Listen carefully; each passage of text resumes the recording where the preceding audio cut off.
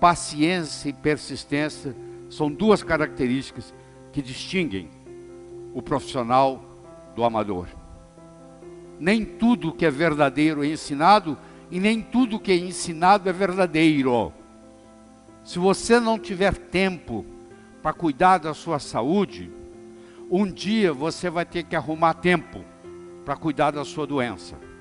Você jogar uma ou outra de volta ao oceano não vai fazer nenhuma diferença no total. O jovem foi lá, pegou uma estrela do mar, jogou no oceano, olhou para o escritor e disse: tempos diferentes produzem mentes diferentes, com novas formas de pensar.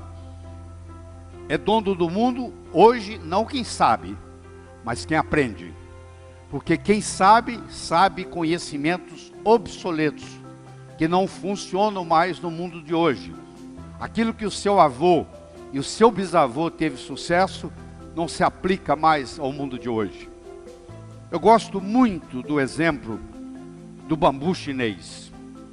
Você planta ele, no primeiro ano ele não dá nada, no segundo ano ele não dá nada, no terceiro ano ele não dá nada, no quarto ano ele não dá nada, no quinto ano ele cresce 12 metros acima do solo. De repente, 12 metros acima do solo. Aí você fala, mas que coisa interessante. É, interessante. Mas se você for mais perceptivo, você vai ver que se você olhar abaixo da superfície da terra, é uma raiz ali que começa a crescer. No segundo ano ele não deu nada, mas a raiz aumentou. No terceiro ano ele não deu nada, mas a raiz aumentou. No quarto ano não deu nada, mas a raiz aumentou. E no quinto ano existe uma raiz forte e grande o suficiente para manter 12 metros acima do solo.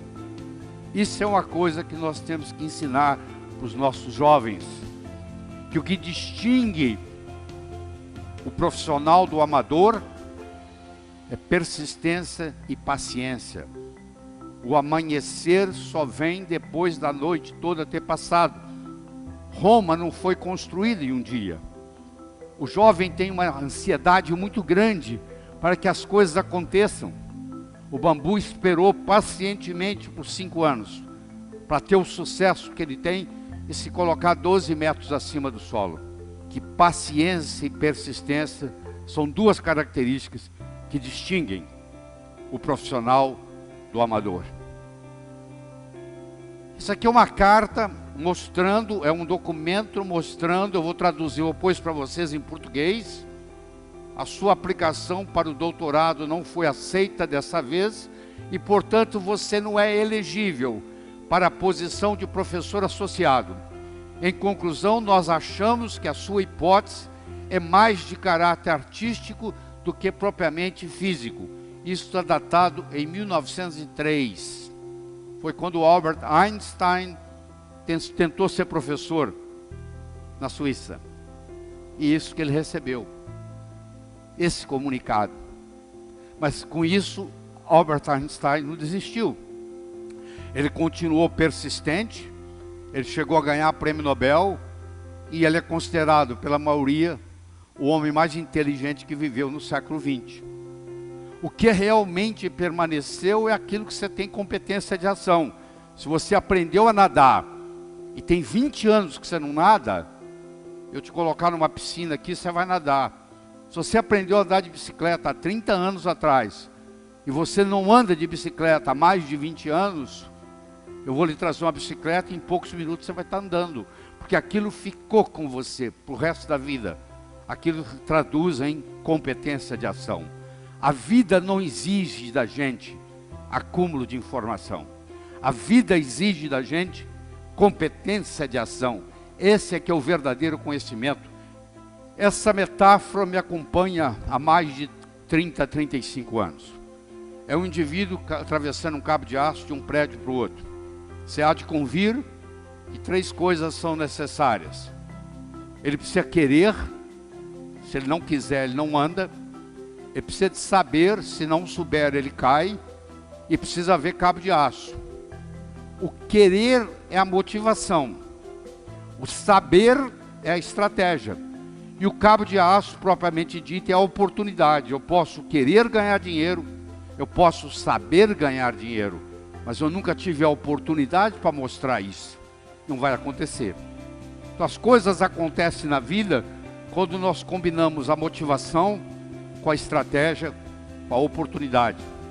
E a oportunidade na nossa vida, ela aparece de duas formas. Ou você corre atrás dela, ou ela vem fantasiada de problema e chega até você. Então, se você gosta de resolver problema, por trás de cada problema existe uma oportunidade. Em 1975, eu era dono de um hospital em Teófilo Otoni, em Minas Gerais. Era uma sexta-feira, o telefone tocou de um hotel e eles me disseram que lá tinha um hóspede que não falava português direito, que estava com dor no peito e suando frio. Se eu podia ir lá como cardiologista. Eu disse que eu estava saindo para um final de semana longo, que chamasse outro. E ele disse, ó, eu já chamei 2 médicos e eles falaram a mesma coisa. Eu falei, tá bom, estou indo. Cheguei lá, eu encontrei um sujeito polonês, que falava praticamente nada de português. E na época eu falava muito pouco de inglês. Eu levei ele para o hospital, fiz um eletrocardiograma, ele estava infartando. Levei ele para o hospital, no caminho para o hospital, ele me pergunta assim, você conhece meu filho? Eu falei, quem é seu filho? O meu filho é o chefe de cardiologia de Harvard. O nome dele é Peter Marocco. Eu falei, eu não conheço o seu filho pessoalmente, mas eu conheço os livros dele, os trabalhos, e eu estudo pelos trabalhos do seu filho. 48 horas depois, o filho dele saiu de Boston, Massachusetts, e veio para Teófilo Otoni ajudar a cuidar do pai. E por incrível que pareça, ele era casado com uma brasileira, de Americana, São Paulo, e falava português. E nós fizemos amizade, e eu vou encurtar a história, e eu terminei em Harvard. Não pelo mérito, mas pela oportunidade que a vida me deu. Naquele dia, quando eu fui chamado, ninguém falou para mim que eu ia atender o filho, o pai do chefe de cardiologia de Harvard, que depois ele viria ao Brasil e que eu acabaria sendo convidado para ir para lá. Não, eu fiquei sabendo que eu ia atender alguém e que eu não poderia naquele final de semana ir para Alcobaça, na Bahia, que eu estava programado. Olha que interessante, a oportunidade, ela vem fantasiada de problemas. Por trás do problema existe a oportunidade esperando. Isso tem que ser ensinado para os jovens, a aprender a gostar de problemas, porque os problemas são os nossos melhores amigos. Eles que nos fazem crescer. A vida tem sempre o direito de nos surpreender, com coisas boas ou com coisas ruins. Nós temos que estar aberto para essa perspectiva, porque tudo o que acontece de importante na sua vida aparece num ângulo de 90 graus. Se eu perguntasse para você quais foram as 3 melhores coisas que aconteceram na sua vida até hoje, eu lhe garanto que pelo menos 2 das 3 não foram programadas. Você não levantou, acordou um dia e diz, hoje eu vou conhecer alguém, que eu vou começar a namorar, que eu vou me apaixonar, que eu vou me casar. Não foi assim. Você foi em algum lugar, você conheceu alguém, você namorou, se apaixonou, casou. A empresa que você trabalha hoje, você não acordou um dia e disse assim, hoje eu vou responder um anúncio do jornal, vou mandar o meu currículo, vou para uma entrevista de trabalho e eles vão me selecionar. Não. De algum jeito você foi para uma entrevista e você foi selecionado. Olha que interessante. A vida nos surpreende. Você tem que estar aberto para essa perspectiva. Porque as coisas importantes na vida acontecem num ângulo de 90. A importância da meta per se não é atingi-la. A meta nos ajuda a nos colocar em movimento, e nesse processo de movimento, num ângulo de 90 graus, coisas muito mais importantes vão ocorrer. Você vai até o supermercado comprar 1 quilo de açúcar, enquanto você está na fila, esperando para pagar o açúcar, você começa a conversar com alguém, alguém te dá uma ideia, e você fatura $1 milhão. Você foi para comprar 1 quilo de açúcar, e você saiu com a ideia de $1 milhão. Então leve isso em consideração, que a vida tem sempre o direito de nos surpreender. Mas para isso acontecer, nós não podemos estar desse jeito aí. Nós temos que ter a mente aberta. Porque a nossa mente é igual paraquedas. Só funciona aberto. Se o seu paraquedas não abrir, você vai morrer. A mente, para funcionar, a condição sine qua non é que ela tenha uma mente aberta. Nem tudo que é verdadeiro é ensinado, e nem tudo que é ensinado é verdadeiro. E nunca deixe aquilo que você não pode fazer atrapalhar aquilo que você pode fazer. Ah, eu não posso fazer isso, eu não posso fazer aquilo, eu não posso fazer aquilo. Eu não estou perguntando o que você não pode. Eu quero saber o que é que você pode fazer na situação que você está, com o conhecimento que você tem. Tem que começar de algum lugar. Você não pode ficar esperando ser super para começar. Você começa, e o melhor dos mestres é o próprio universo, que vai nos ensinar. Porque o universo nada ensina melhor do que a sua própria experiência. Claro que se você aproveitar a experiência alheia, encurta o processo de aprendizado. Mas nada impede que você aprenda por si próprio. E hoje, mais do que nunca, há uma grande necessidade do autodidatismo, que é você aprender por conta própria. Porque se você depende de um mestre para lhe ensinar, você só chega onde o seu mestre chegou. Se você aprende a aprender sozinho, que é uma coisa simples de fazer, é só começar, o céu é o limite. O seu limite vai ser o seu potencial. E nem todo mundo nasce com o mesmo potencial. Os maiores tesouros da humanidade estão enterrados no cemitério. São pessoas que nasceram, viveram, morreram e não foram capazes de exercitar o seu potencial. E eu acho que se é lhe dado um potencial e você não exercita esse potencial, quando você chegar lá do outro lado, quando você transcender o seu endereço cósmico, eles vão te perguntar lá em cima: o que você fez com esse potencial, com essa habilidade que eu lhe dei? Você vai ser cobrado por isso, que você recebeu alguma coisa e não fez nada com ela. Você vai na Bíblia que tem lá, inclusive, uma fábula sobre isso. Você imagina um peixe que nunca saiu da água. Você acha que ele sabe que ele vive na água? Não. Se ele nunca saiu da água, ele não sabe o que não é água. Para ele saber que ele vive na água, ele tem que ter a consciência, a experiência de viver fora d'água. Como ele não saiu da água nunca, ele nunca teve a experiência de sair da água.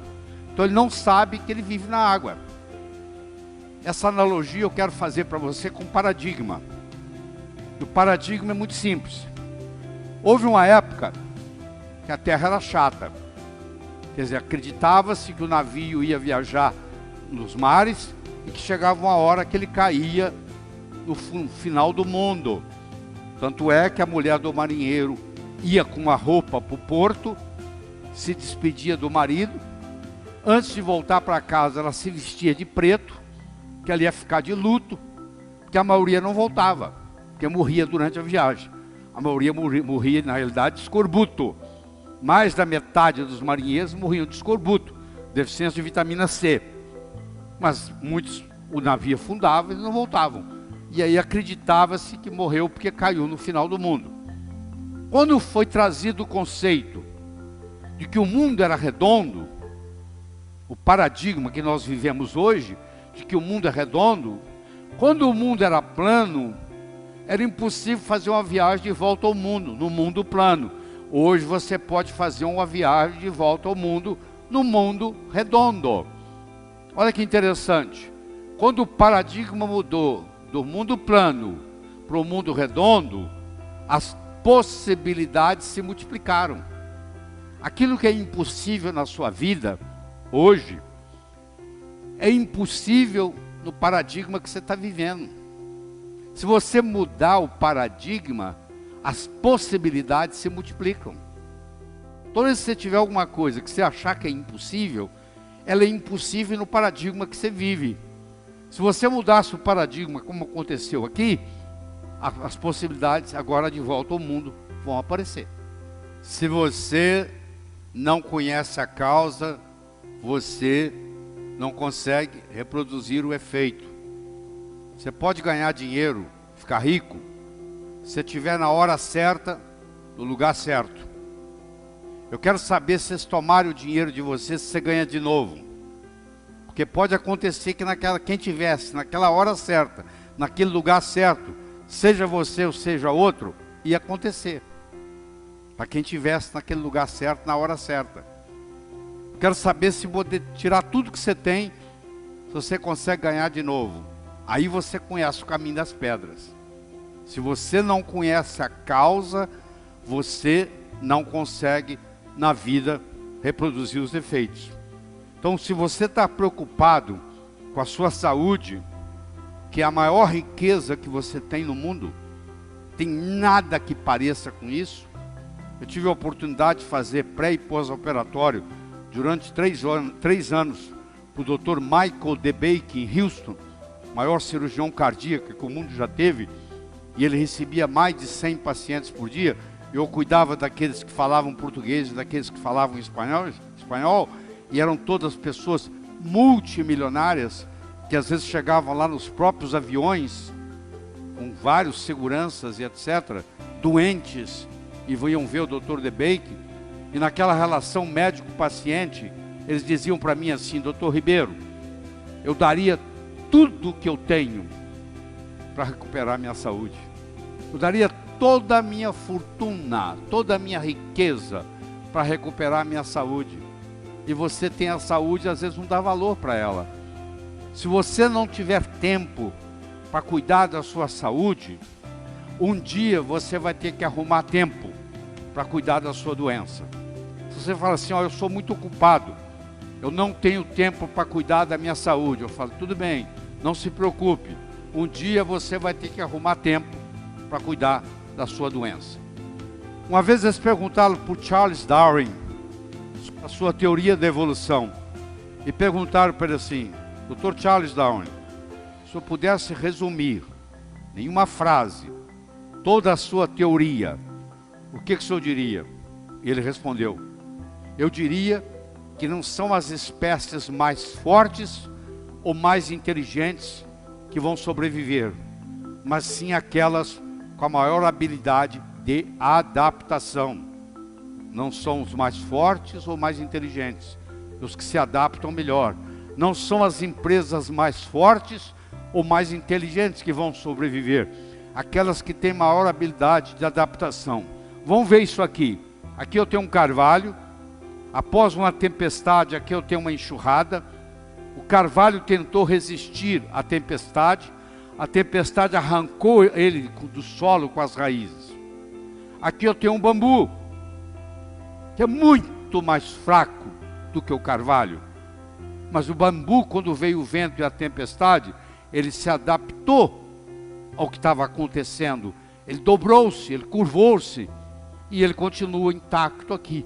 O carvalho, que é muito mais forte do que o bambu, está indo na enxurrada, e o bambu persiste aqui. Então essa capacidade de adaptação faz parte do poder do conhecimento. Eu tenho que ter essa habilidade de me adaptar ao contexto que isso está acontecendo. Eu gostaria de terminar com uma história. Era uma vez um escritor que vivia à beira-mar. Ele tinha por costume caminhar na praia de manhã, e à tarde e à noite ele escrevia. Uma manhã, caminhando na praia, ele avistou um jovem que dançava na areia. Aquilo despertou a curiosidade dele. Ele se aproximou e perguntou para o jovem: o que você está fazendo, jovem? Está dançando? Ele falou: não, eu estou jogando estrelas do mar de volta ao oceano. A maré está baixa, o sol está quente, e essas estrelas do mar estão morrendo desidratadas na areia. Eu estou jogando-as de volta ao oceano.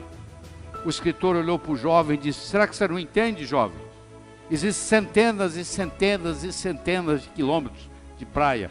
Existem centenas de milhares de estrelas do mar na areia. Você jogar uma ou outra de volta ao oceano não vai fazer nenhuma diferença no total. O jovem foi lá, pegou uma estrela do mar, jogou no oceano, olhou para o escritor e disse: para essa eu fiz diferença.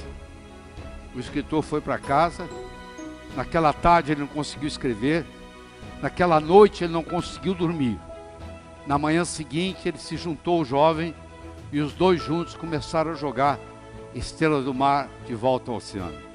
Eu não sei qual o impacto que essa nossa conversa de 1 hora e pouco vai ter em você, mas eu vou dizer uma coisa: se fizer diferença para um de vocês, eu já me dou por satisfeito. Muito obrigado.